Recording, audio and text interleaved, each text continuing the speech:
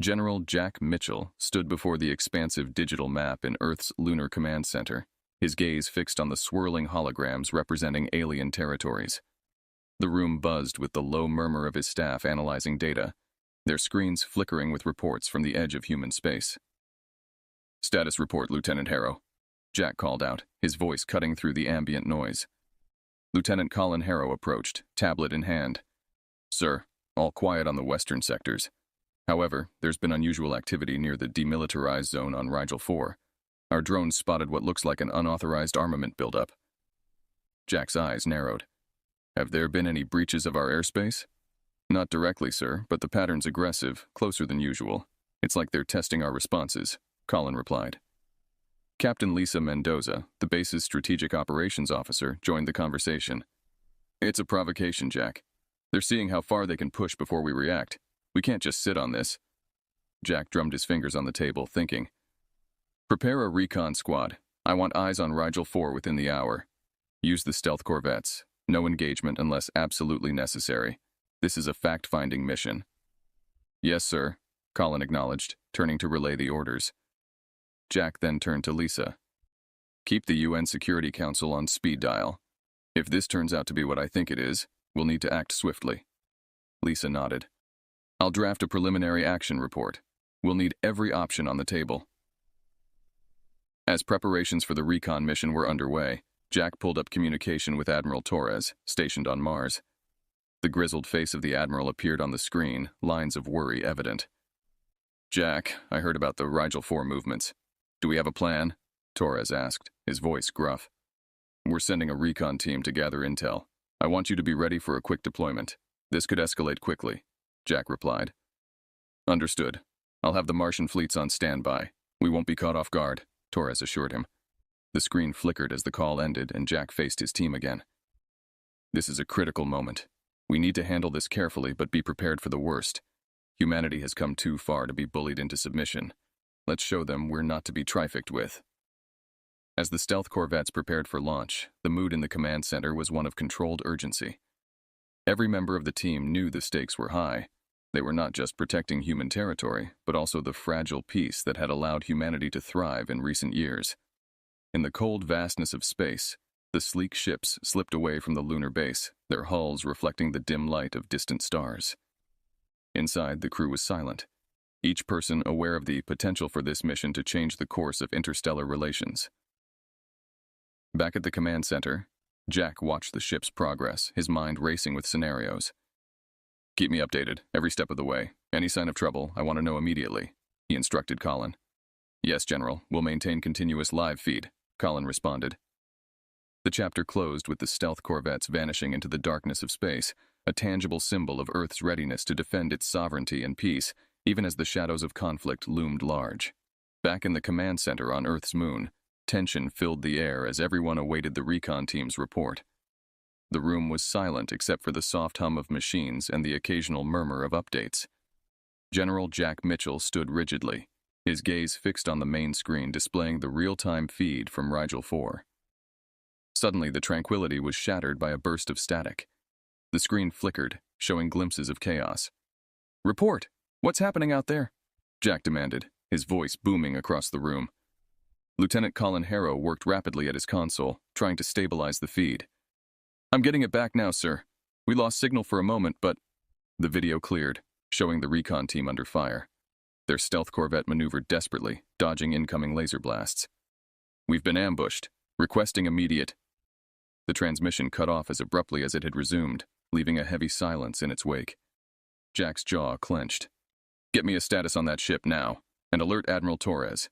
We may need an extraction team pronto." As Colin relayed the orders, Captain Lisa Mendoza approached Jack, her expression grim. "This was a trap, Jack. They knew we'd investigate and waited for us." Jack turned to her, anger simmering in his eyes. "Prepare for a full debrief. I want options for retaliation on my desk within the hour. They've just declared war." Meanwhile, on Earth, news of the attack spread like wildfire, inflaming public sentiment. The streets were filled with protests and demands for action. Media outlets ran non-stop coverage, speculating on the reasons behind the alien aggression and Earth's potential responses. At the United Nations, Jack faced a sea of concerned faces as he addressed the Security Council. Ladies and gentlemen, what we feared has transpired. Our recon team was attacked without provocation in neutral space. This is a clear violation of the truce.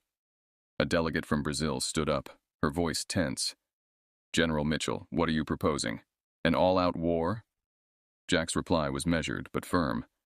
I am proposing that we protect our people and our interests. I am not advocating for war, but we must show that we are not weak. I suggest a targeted strike on the alien outpost near Rigel 4. It's a direct message. Respect our space or face the consequences. The room erupted in whispers and murmurs. After a moment, the British delegate asked, "And if they retaliate?" "We have contingency plans in place," Jack assured the council.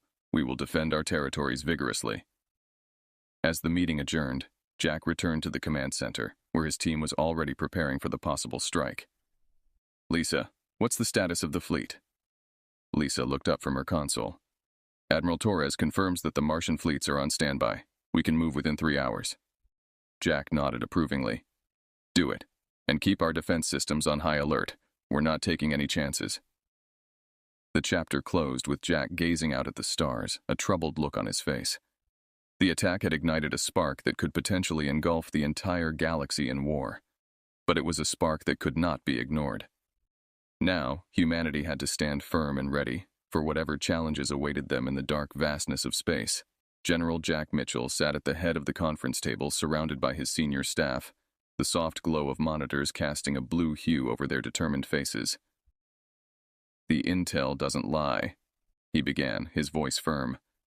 "We've got significant alien movements in sectors 7 through 12. This isn't just defensive positioning, it's a prelude to something bigger." Admiral Torres, projected onto the screen from his command post on Mars, nodded in agreement. "We've observed similar buildups along the Martian frontier. It looks like they're setting up for an offensive." Jack turned to his intelligence chief, Major Davis, who fanned out several satellite images across the table. "These were taken over the last 36 hours. You can see the mobilization of their war fleets, and here," he pointed, "new constructions, possibly for logistics and munitions."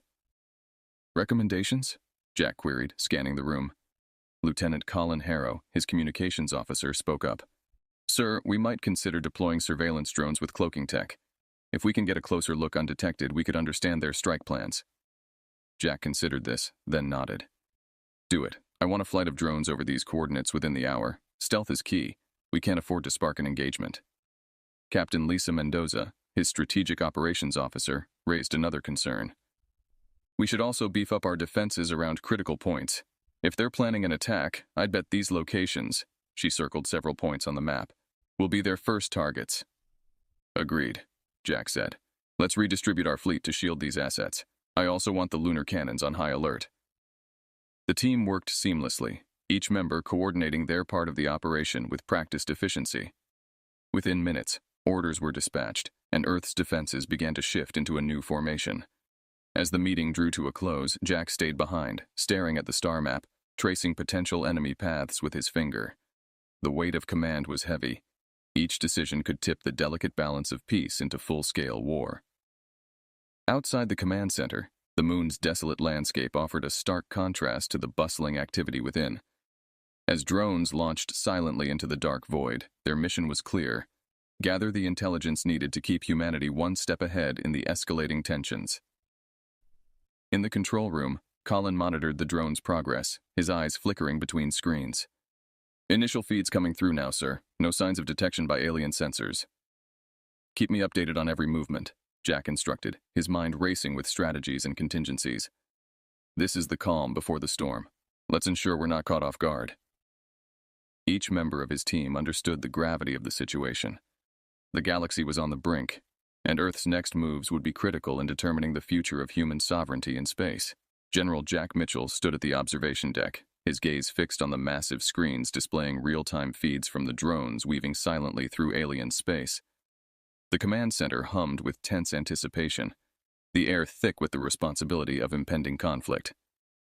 "Visual confirmation coming through now, General," Lieutenant Colin Harrow reported, his voice steady despite the undercurrent of tension. "We've got a clear view of their assembly area. It's heavily fortified, more than we anticipated." Jack narrowed his eyes, analyzing the footage. Looks like a staging ground for a major offensive. How soon can we strike?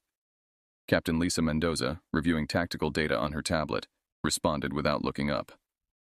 Our fleet can be in position within the hour. We have a window of surprise if we move now.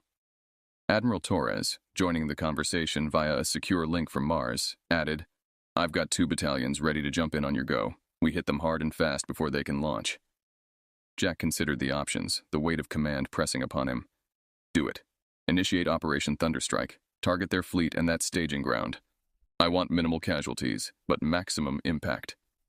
The orders were crisp, the response immediate. Within minutes, Earth's fleet, bolstered by Martian reinforcements, maneuvered into attack positions across the sector. Stealth bombers took point, cloaked from enemy detection, their payloads aimed at crippling the alien war machine before it could react.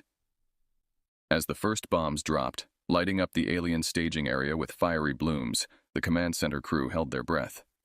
The initial strikes were devastatingly effective, tearing through alien defenses and sending shockwaves of chaos through their ranks. Direct hits on all primary targets. Enemy response is disorganized, but they're rallying fast, Lisa reported, her eyes tracking the unfolding battle. Keep the pressure. Launch the second wave. I want ground forces ready to secure the area once air superiority is confirmed, Jack commanded, his voice a calm beacon amid the storm of war. The battle raged, both in space and on the ground, as human troops engaged with alien defenders. Despite their advanced technology and tactics, the aliens were unprepared for the ferocity and speed of the human attack. Back on the moon, Jack watched as the tide of battle tipped in humanity's favor. But victory was not without cost. Reports of casualties began to filter in, each one a stark reminder of the price of war. We've secured the staging area, General. The enemy is in retreat, Colin finally announced, relief evident in his voice. Jack nodded, satisfaction mingled with resolve. Good. Consolidate our hold on the area. I want recovery teams sorting through the wreckage. Anything that can give us an edge in the coming days needs to be salvaged. As the adrenaline of the moment waned, Jack turned away from the screens, his thoughts already moving to the next phase of the conflict. This victory was significant, but he knew it was only the first skirmish in what could escalate into a full-scale interstellar war. Prepare for their countermove, he instructed his staff. This isn't over. They will retaliate, and we must be ready to defend our advantage. This war, provoked by necessity, has now truly begun. In the aftermath of the sudden and brutal human offensive, the aliens were quick to coordinate a counterstrike. Their movements were cloaked in secrecy, with encrypted communications that barely whispered through the cosmos. General Jack Mitchell monitored the situation from Earth's Lunar Command Center, where the tension was palpable. Reports are coming in of multiple skirmishes along the border zones, said Lieutenant Colin Harrow, his eyes glued to the screen, rapidly analyzing incoming data. They're hitting back with everything they've got. Jack's brow furrowed. Focus our defenses on those zones. I want continuous patrols, no breaks. How are our orbital stations holding up? Captain Lisa Mendoza updated from her station. Station Delta reported some damage from a surprise missile barrage, but is still operational. They managed to shoot down several alien drones before the attack. The general nodded, his mind racing through tactical options. Deploy repair crews to Delta immediately. Also, send reinforcements. This could be a feint to draw our forces away from a larger target. As if on cue, Admiral Torres's image flickered onto the communication panel. Jack, we've detected a large force amassing beyond the Titan outpost. It looks like they're preparing for a significant push. Understood, Admiral. Redirect the 5th Fleet to intercept. I want a tight formation, ready for engagement on my command, Jack instructed, his voice firm, betraying no sign of the pressure he felt. The battle lines were drawn as human and alien forces clashed across contested space. The aliens, driven by a need to retaliate, fought fiercely, their attacks more coordinated than before. Human ships maneuvered through debris-laden battlefields, their cannons firing in bright volleys against the dark void. Back on the moon, the war room buzzed as officers relayed orders and gathered intelligence. Jack stood at the center, his presence commanding. Keep me updated on fleet positions. I don't want any surprises. Hours into the battle, an urgent message came through. General, our forces at Titan are overwhelmed. The enemy has launched a new type of fighter, fast and heavily armed. We didn't see it coming, reported a tactical officer, the strain evident in his voice. Jack's jaw clenched. Order our ships to fall back to secondary defense positions, and get me a visual on those fighters. I want to know what we're dealing with. The video feed showed sleek, dark vessels darting through space, their design unlike anything previously encountered. Jack watched, analyzing every move. Inform R&D to prioritize this. I need countermeasures ASAP. As the day wore on, the human defenses slowly stabilized, repelling the alien onslaught with gritty determination. Each skirmish taught the humans more about their adversary. Each hour sharpened their resolve. When the dust settled, Jack reviewed the battle's toll with his staff. We held them off, but it was too close. They're adapting to our tactics. We must do the same. He paused, looking each officer in the eye. This war is far from over. Tonight, we reinforce our positions, tend to our wounded, and mourn our fallen. Tomorrow we rise to meet them again. Be ready. The mood in Earth's Lunar Command Center was one of calculated urgency. General Jack Mitchell reviewed the latest reconnaissance images with his top advisors. The images revealed patterns in the alien fleet's movements that hinted at potential vulnerabilities. Here and here, Jack pointed to two sectors on the holographic map. Their patrols are thin. It looks like they're diverting forces to fortify their main base. We have an opportunity to hit them where they're not expecting it. Lieutenant Colin Harrow analyzed the data alongside Jack. If we deploy our mobile strike teams to these sectors, we can disrupt their supply lines and communications. It could give us the edge we need. Jack nodded, turning to Captain Lisa Mendoza. Lisa, coordinate with the fleet commanders. I want a two-pronged attack. Main focus on disrupting their supply chain, secondary on intelligence gathering. We need to keep them off balance. Lisa acknowledged the order with a brisk nod. I'll get right on it, General. I'll ensure our stealth units are prepped and ready to move out within the hour. As the strike teams prepared for deployment, Admiral Torres connected via a secure line from Mars. Jack, I've got the Martian fleets ready to provide support. We can launch a diversionary attack to draw their forces away from the strike zones. Perfect timing, Admiral, Jack responded. Execute that as soon as our teams are in position. We need all the distraction we can get. The operations went ahead with military precision. Human stealth squads, using advanced cloaking technology, slipped past enemy lines, planting explosives and sabotaging communications arrays. Simultaneously, Martian forces engaged the enemy at multiple decoy locations, causing confusion and forcing the aliens to reallocate their resources. The effect was immediate. Reports came flooding into the command center showing significant disruptions in the alien operations.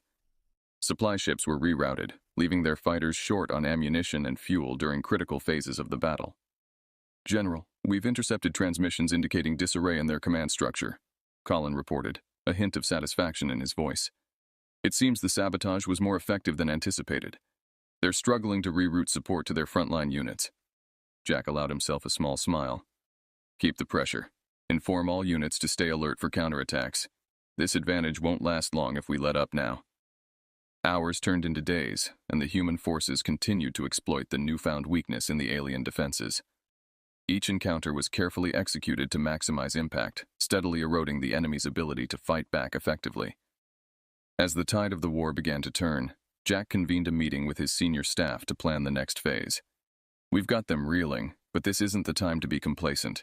We need to keep evolving our tactics. Let's think about how we can leverage this momentum. Strategies were discussed and plans drawn up for continuing the offensive. The command center, once tense with the prospect of imminent defeat, now buzzed with a cautious optimism. Stay sharp, everyone, Jack concluded, his gaze sweeping across the room. This war is ours to lose now. Let's make sure we finish it right. The alien forces, battered and reeling from the continuous human offensives, had retreated to their stronghold on the edge of the Sol system. General Jack Mitchell monitored their movements closely, aware that the final confrontation was imminent. Intelligence suggests they're consolidating what remains of their fleet around their stronghold, Lieutenant Colin Harrow briefed, pointing to the updated scans on the main display. It's heavily fortified, but their fleet numbers are diminished. It's now or never. Jack nodded, his expression set with resolve. Assemble the commanders. It's time to end this. In the strategy room, Jack laid out the battle plan to his assembled commanders. This is their last stand. We'll strike with everything we've got. Admiral Torres, I want your fleets to flank their stronghold and cut off any escape routes. Captain Mendoza, your squadrons will spearhead the assault. We'll punch through their defenses and engage their fleet directly. The room was filled with a tense energy as the commanders absorbed their orders. Everyone understood the gravity of the mission. Success would mean an end to the war, but failure could rejuvenate the alien resistance. As the fleets maneuvered into position, Jack communicated with his forces one last time. "This is General Mitchell. Today we finish what we started. Fight with honor and let's bring our people home safe. Strike hard, strike fast, and let's end this war." The battle commenced with a barrage of fire from human ships, ripping through space towards the alien stronghold. The alien forces, desperate and cornered, returned fire fiercely.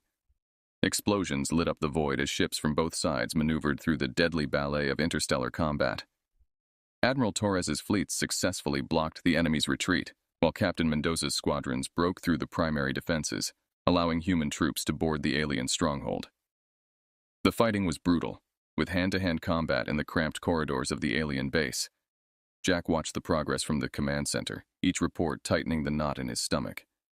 After hours of intense fighting, a message came through from the ground forces.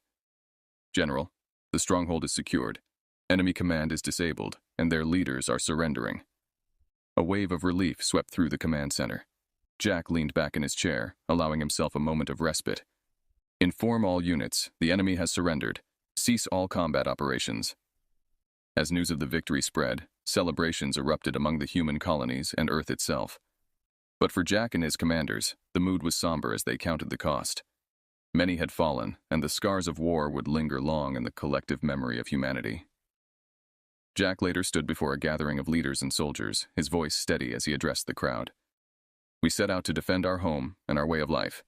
Today, we honor those who made the ultimate sacrifice. Let their courage remind us of the price of peace." As the crowd dispersed, Jack walked alone to a quiet part of the lunar base, looking out over the Earth. The planet seemed peaceful from afar, a stark contrast to the recent chaos. He knew the galaxy would be watching humanity closely now, wary of their strength, but perhaps also hopeful for their leadership in peace as they had been in war. The future was uncertain, but for now, peace had been restored. The war had ended, the alien threat neutralized, but the victory was tempered by the immense cost it had exacted. General Jack Mitchell stood at the memorial erected on the lunar base, names of the fallen inscribed on its sleek, dark surface. The quiet solemnity of the place was a stark reminder of the price paid. Around him, the lunar base was slowly transitioning back to peacetime operations. Scientists and engineers were returning to their projects, and the buzz of military activity was subsiding. Yet the echoes of war lingered in every corner. Jack met with his senior advisors to discuss the reconstruction efforts and the future of human interstellar relations. "We need to lead with diplomacy this time," he asserted in the meeting. "We've shown our strength, but now we must show our wisdom." Captain Lisa Mendoza nodded in agreement. "There are talks scheduled with the other alien races. They're cautious but open. We have a unique opportunity to forge alliances now, based on mutual respect and cooperation." Lieutenant Colin Harrow added, "Intelligence suggests that there are factions within the alien communities that admired our resolve. We should reach out to them, strengthen those bonds." Jack pondered their suggestions. "Set up the meetings. I want to be involved directly. It's time we chart a new course, one that hopefully leads us away from the paths of war." In the following weeks, Jack led delegations to various alien planets, participating in talks that were sometimes tense, but always hopeful.